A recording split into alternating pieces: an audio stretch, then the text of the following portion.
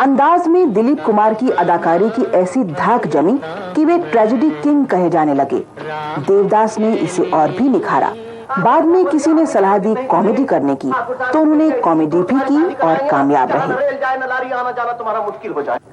दिलीप कुमार कभी किसी इमेज में बंधकर नहीं रहे। बाद में जब उम्र हो गई तो वे कैरेक्टर आर्टिस्ट के रोल में आए और यहाँ भी सफल रहे। फिल्मी करियर के दौरान उन्होंने अपने जमाने की मशहूर अदाकारा सायरा बानो से शादी की। दिलीप कुमार फिल्म इंडस्ट्री के ऐसे पहले शख्स थे जिन्होंने उस समय भारतीय राजनीति में भी थोड़ी बहुत दिलचस्पी दिखाई और गाहे बगाहे विवादों में रहने वाले दिलीप कुमार अदाकारी के नए आसमान बने। आज भी फिल्म इंडस्ट्री में आने वाला हर नया शख्स अभिनय के उन्हीं आयामों को छूना चाहता है जो दिलीप कुमार ने बनाए हैं। दिलीप कुमार साहब, ये निशाने इम्तियाज को लेके जो कंट्रोवर्सी हुई है उस पर आपकी प्राइम मिनिस्टर से भी मुलाकात हुई और प्राइम मिनिस्टर ने आपको कहा कि साहब आप जो चाहें वो फैसला करें, है ना, ये आपके ऊपर है, हमें आपके ऊपर न कोई शक है, न कोई संदेह है, न देश को कोई शक है। तब आपका क्या फैसला, आपने कुछ फैसला लिया या आप सोचते हैं कि इसको, इस इशू को यहीं बंद कर देना चाहिए? पहले तो मैंने लंबा सांस लिया, ठंडा सांस, कि चलो ये बात हो गई। मैंने कहा ये मेरी इंटेग्रिटी पर कि मैं देश के पेट्रियाटिक नहीं हूं मैं,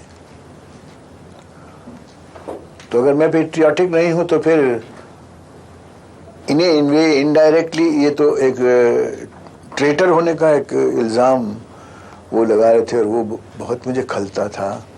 तकलीफ उससे होती थी कि ये हमेशा ऐसी ही बात चुनते हैं और ऐसा ही कोई ना कोई मजमून बनाते हैं कि इससे भी उनको बहुत यानी बेचैनी थी कि मैं पेशावर में पाकिस्तान में पैदा हुआ। तो जब मैं पेशावर में पैदा हुआ तो उस वक्त पाकिस्तान तो था ही नहीं, मैं तो हिंदुस्तान में ही पैदा हुआ था और शहर का नाम था पेशावर और उसी में पला बड़ा हुआ। तो ये क्या तुक हुई? ये क्यों नहीं सोचते आपके मैं परवरिश एक तरह से अपनी बेदारी जिसको कहते हैं, मेरा एडोलेसेंस यहाँ से बम्बई में से ही हुआ, हिंदुस्तान से हुआ। हिंदुस्तान में मैंने अपनी तालीम हासिल की, हिंदुस्तान में मैं शेर और सुखन से कुछ वाकफियत हुई, उर्दू के भी, फारसी के भी, अंग्रेज़ी के भी, तालीम भी यहाँ की, यानी मुझे रोज़ी यहाँ पर मिली, मेरा काम यहाँ पे मिला और उस काम में देखिए ऊपर वाले ने कितनी सखावत से काम लिया। लेकिन काफी लोग आपके सपोर्ट में भी स्टेटमेंट दे रहे हैं, काफी लोग आगे बढ़ के आपको सपोर्ट भी कर रहे हैं, सभी लोग आप ऊपर शक नहीं कर रहे हैं। जी हाँ, तो वो तो मेरे दिल में बड़ा सुकून का बायस है। मैं इस बात को भी नहीं, लेकिन ये क्या है कि ये जो थ्रेट होता है ना, अब इनके घर के आदमी, इनके आदमी कहीं भी जा सकते हैं। किसकी थ्रेट? बाला साहब की थ्रेट? बाल ठाकरे? नहीं, I should not like to name him, but there organisations हैं उनकी, वो चले आए और मैं तो क्या, यानी जो हमारी हुकूमत थी वो लोग भी उनसे मालूम नहीं क्यों धड़कता था शायद उनका दिल, कोई चीज जो हो, लॉ ब्रेकिंग हो या लॉ का कोई क्वेश्चन हो। हुकूमत डरती है ही कमीशंस ने आके कैसे रकीक फैसले किए हैं, लेकिन हुकूमत डरती है। और हमको इसलिए खदशा होता है कि cinema artist lives in a glass house और जब चाहे आप उस पर पत्थर ढेला उछाल के मार दें। और भाई हैं, बहनें हैं, उनके बच्चे हैं, ये खदशा है कि जाते हैं आते हैं।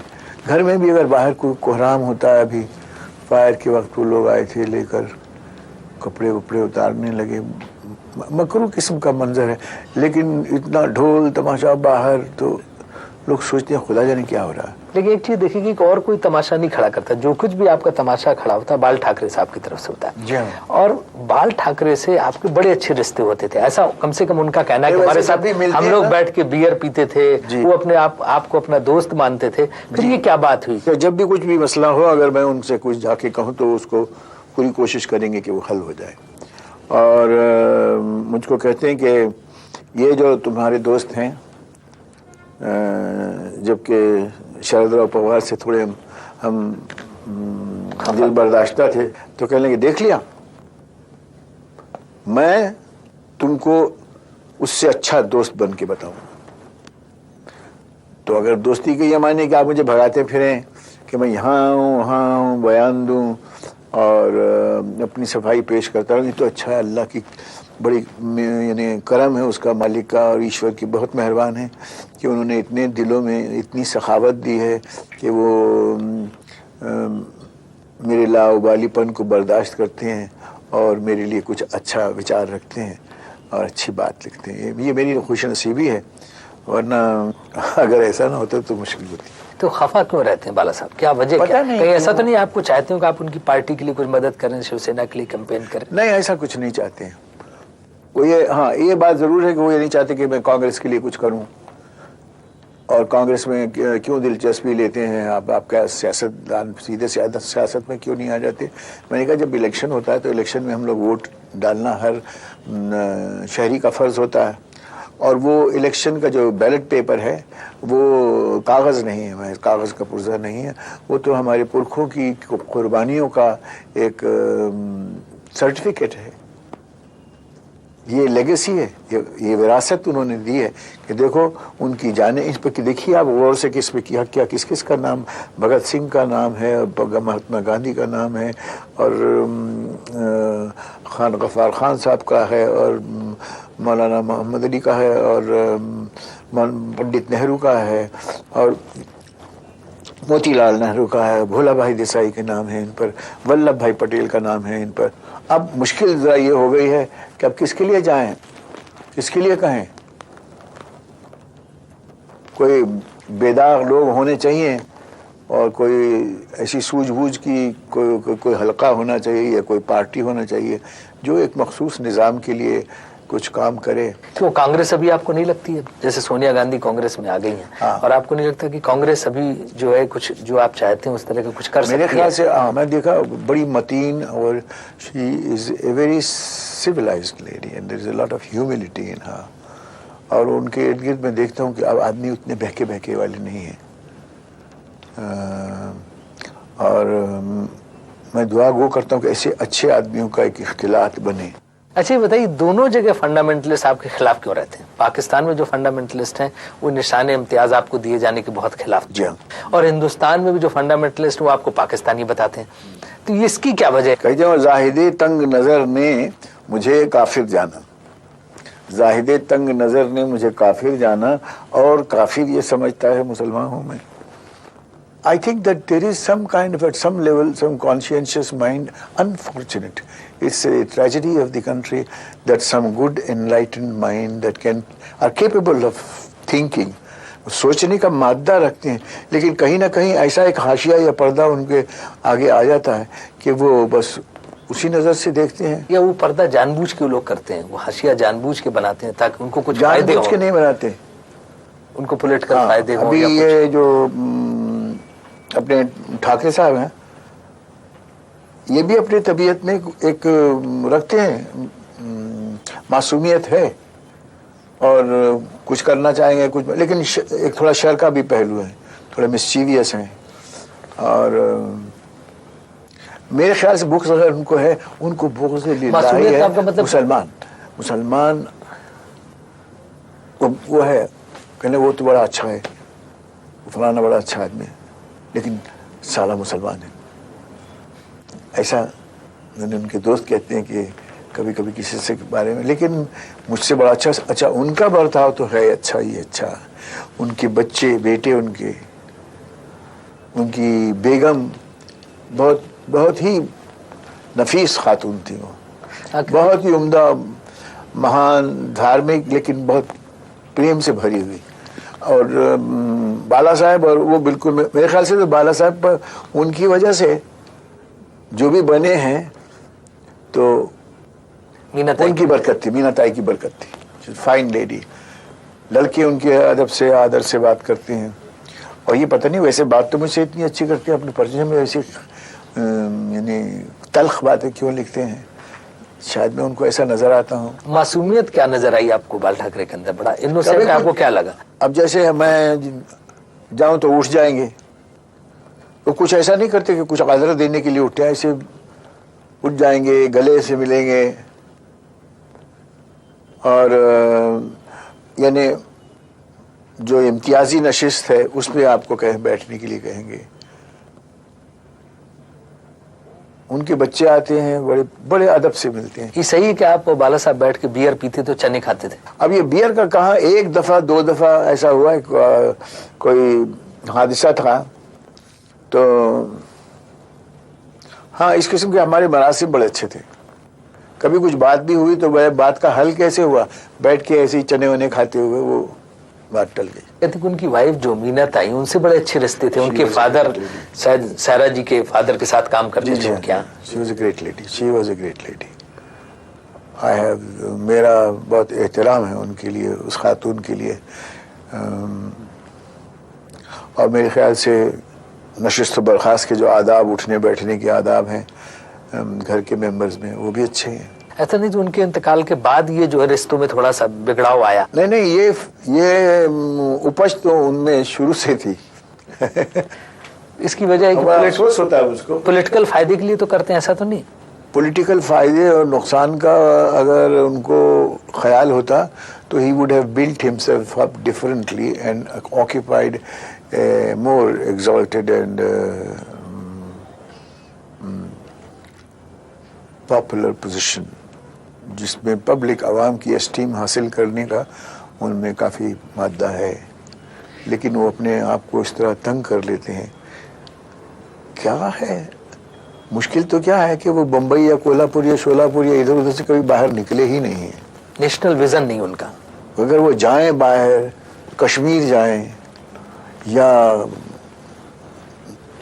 नॉर्थ साउथ इधर का दौरा करें कि हमारे मुल्क में तजाद कितना है, व्हाट ए ब्यूटीफुल कॉस्मोपॉलिटेनिटी, और कितना खूबसूरत कॉन्ट्रास्ट है, हुस्न कितना है। राजस्थानी कल्चर देखिए, पंजाब का कल्चर देखिए, बंगाल का देखिए, यूपी का देखिए और साउथ का, कितने तजाद हैं और उसमें आदमी जाके निखर जाता है। मैंने जो साउथ से जैसे बुर्दबारी सीखी है और जो एहतराम इंसान का, जो मालिक और मुलाजिम का ही है, उसमें भी जो रिश्ता है उसमें बड़ा अदब है। कभी वो तो ये एक खूबसूरत चीज़ है जो हम मिलकर हमें आएगी। वासन साहब अगर होंगे तो कभी किसी को वो सुनो ऐसा है, वो कहेंगे मिस्टर लिंगप्पा, हाँ वुड इट बी, छोटा third fourth assistant would it be convenient for you to come at about a little early tomorrow. एक तहजीब जो है, रिश्ता। तो उसके बजाय यहाँ पर जो बाला साहब या तो इतने प्यार से अच्छी बात करेंगे और या एक बम फेर देंगे। अभी आप अवार्ड लेके आए हो, इसको क्यों लेके आए हो? अरे लेके आ भाई, मैं पैदा भी उधर हुआ था।